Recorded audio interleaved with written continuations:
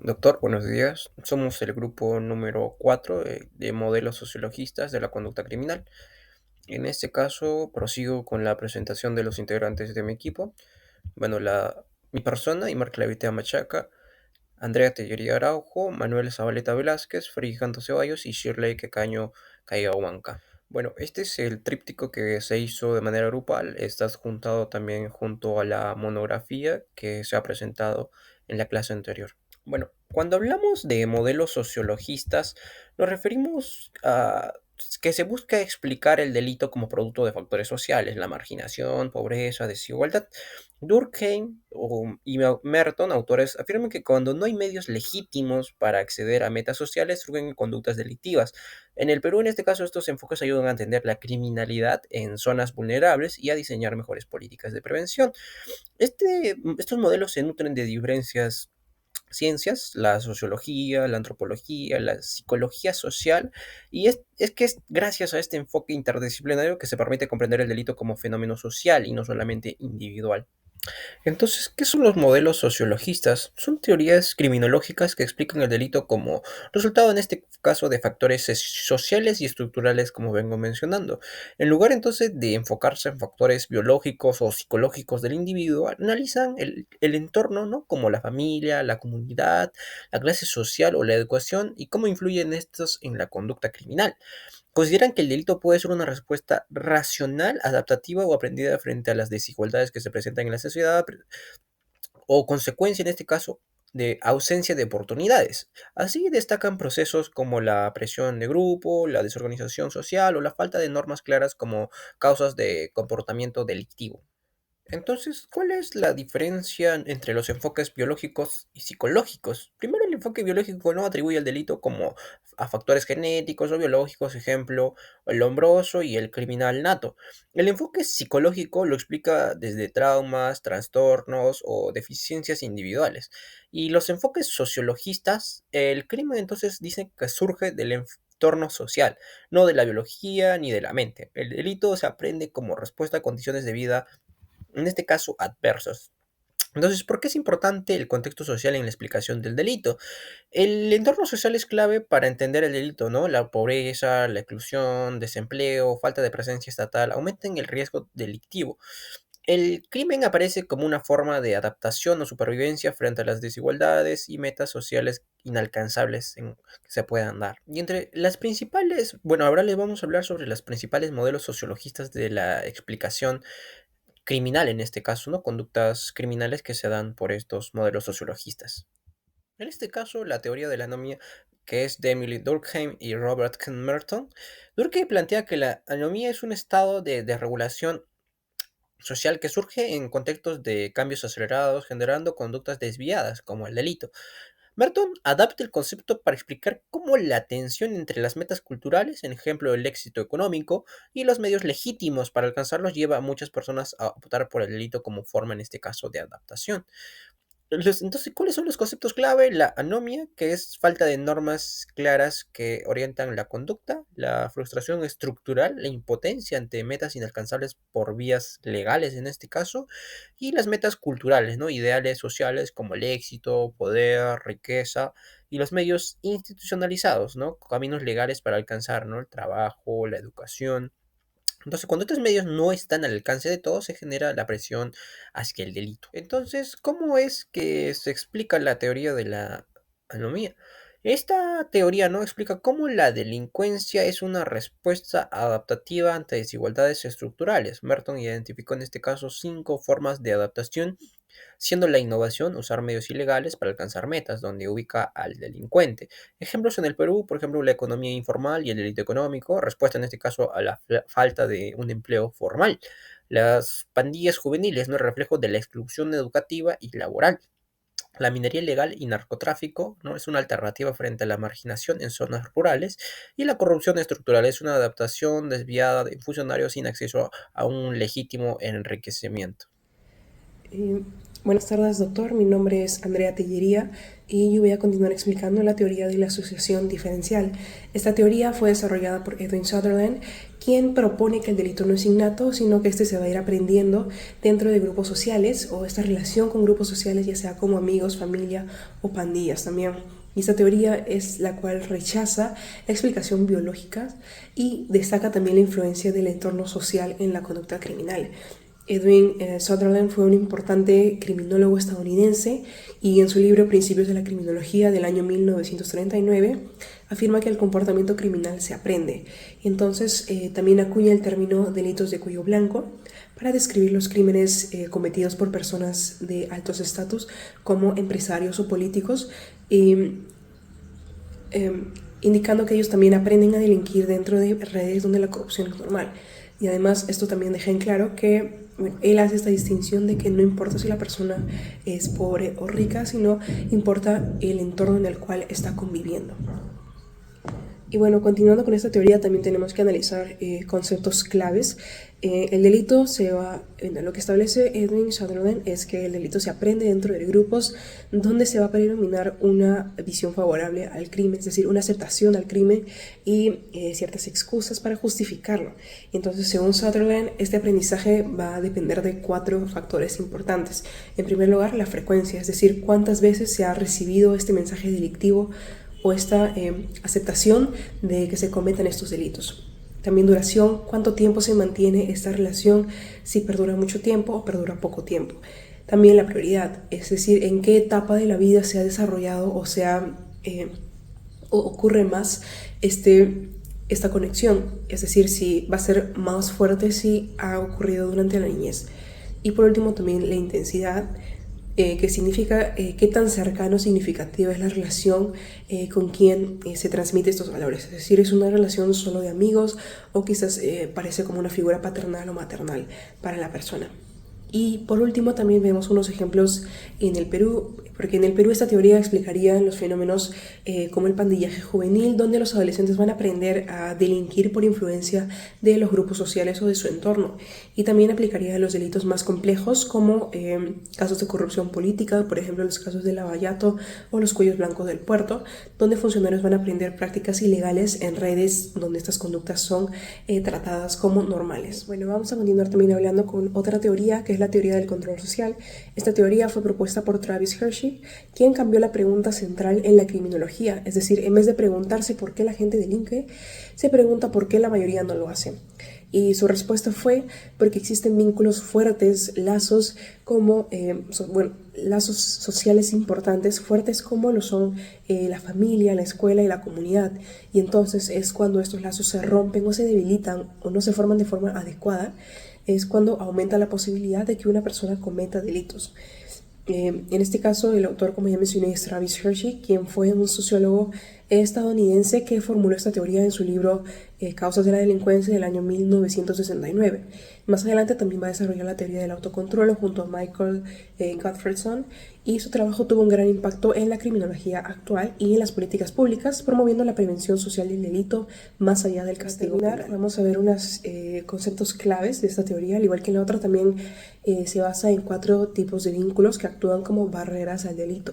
En primer lugar tenemos el apego, es decir, relaciones afectivas con personas significativas o personas de bien y que enseñen valores. También el compromiso, es decir, metas y proyectos que la persona puede tener a futuro o que quiere proteger a futuro, por los cuales aspiraría a estos y no cometería ciertos delitos. También la implicación, es decir, el tiempo ocupado en actividades prosociales, es decir, actividades beneficiosas para la persona en lugar de delinquir. Y por último, también la creencia, es decir, la aceptación de las normas sociales y legales, morales también. Y cuantos más fuertes son estos vínculos, va a ser menor la inclinación a delinquir.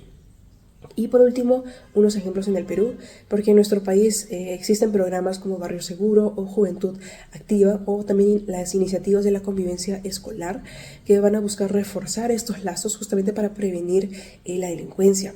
También ofrecen talleres, actividades deportivas y apoyo emocional a jóvenes que se encuentran en riesgo o que se encuentran ya metidos en estos grupos tóxicos sociales, donde se generaliza la delincuencia.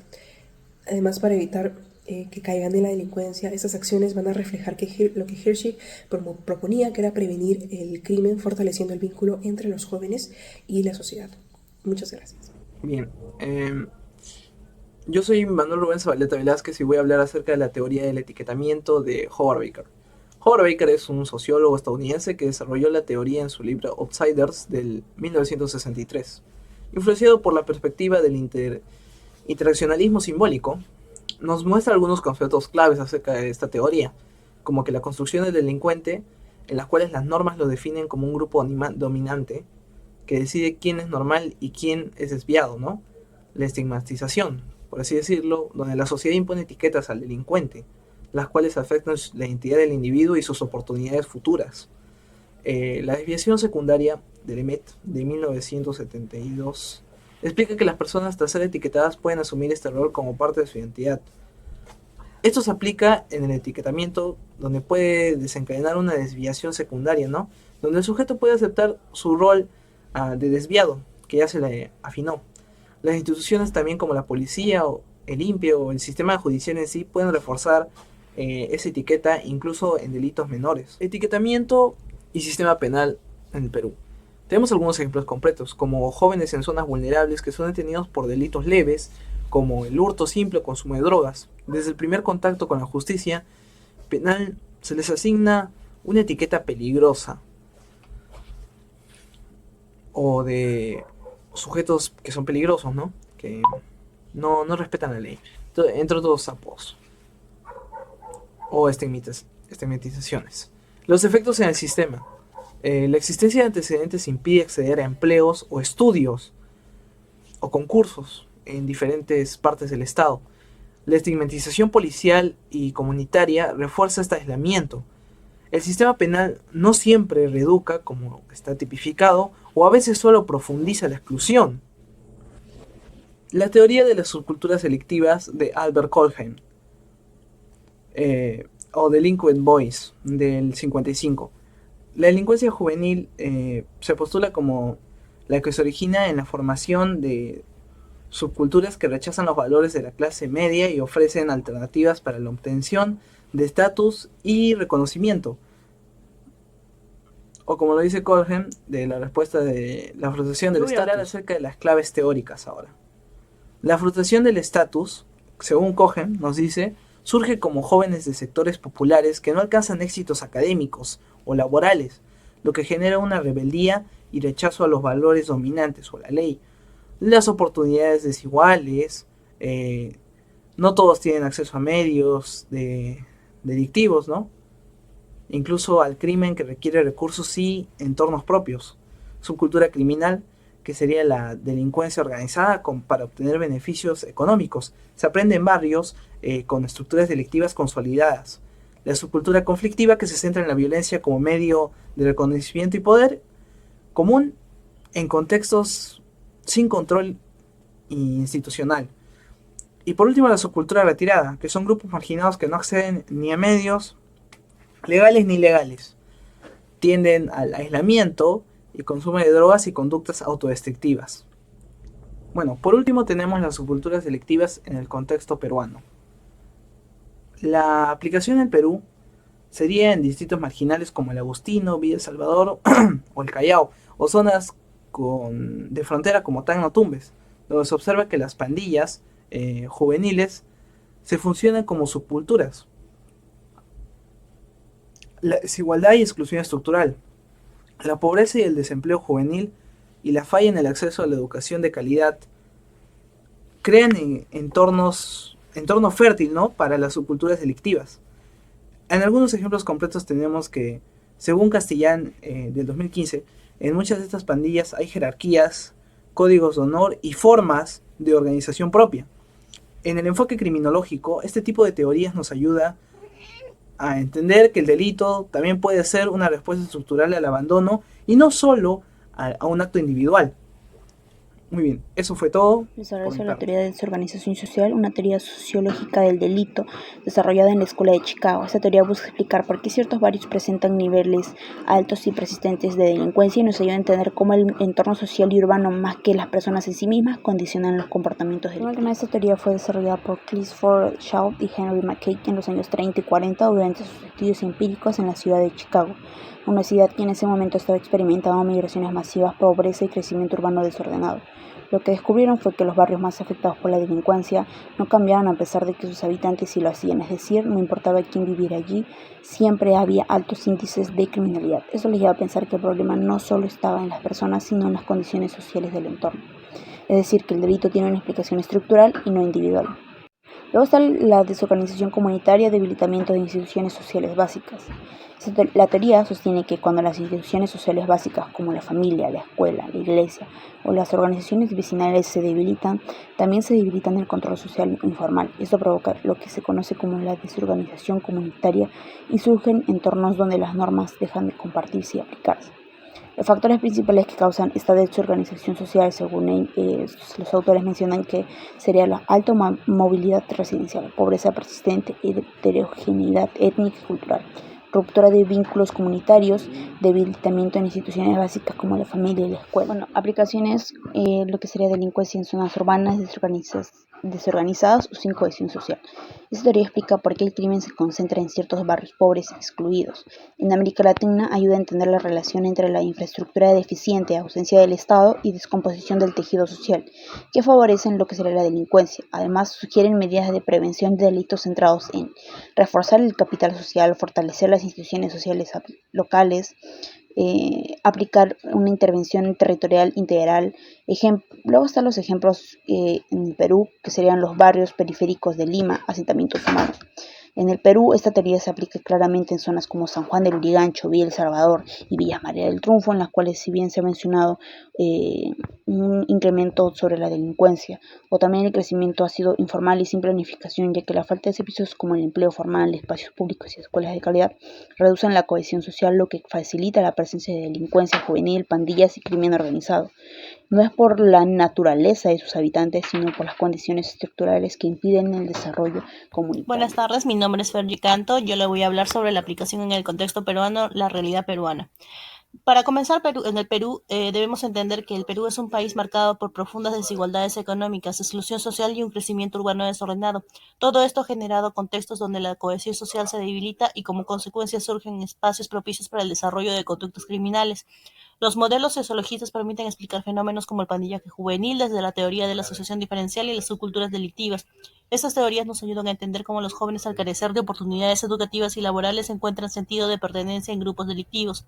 En el caso del crimen organizado y el narcotráfico, la teoría de la anomia de Merton es muy útil.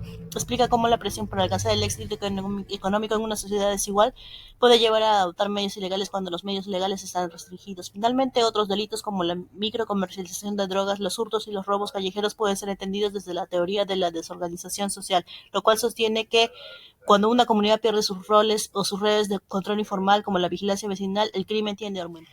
Ahora les hablaré sobre los enfoques contemporáneos y nuevas perspectivas sociologistas.